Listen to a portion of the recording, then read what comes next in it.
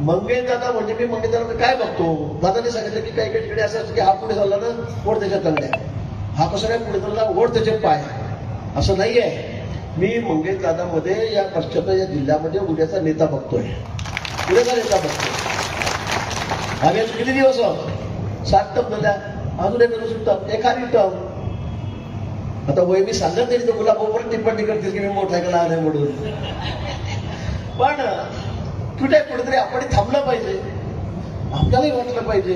तर संत मसनापर्यंत जाईपर्यंत आपण नाही मीच मीच अरे काय मीच कशासाठी मीच, शेवटपर्यंत उठात ती बसत ती चालत ती तरी मीच. अरे बंद करा हे नाही चालणार असं. आणि मग लोकांनाही ते कळायला लागलेलं आहे, लोक त्याची उत्तर देत आहेत मतदान पेढ्यातून आपल्याला. आणि म्हणून आपणही केव्हा थांबायचं, पुढे थांबायचं हे आपल्याला कळालं पाहिजे.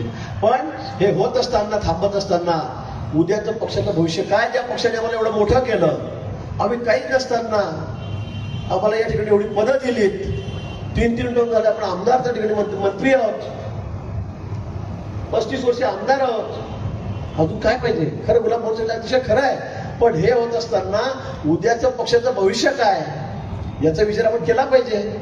आपण कोणाच्या हातावर सुद्धा देऊन जाणार आहोत, कोणाकडे जबाबदारी सोपवणार जिल्ह्याची, हे आपण याचा विचार केला पाहिजे. आणि म्हणून मला वाटतं की अतिशय योग्य त्याच्यावर उत्तर असेल, माफक उत्तर असेल तर मला वाटतं मंगेश दादा.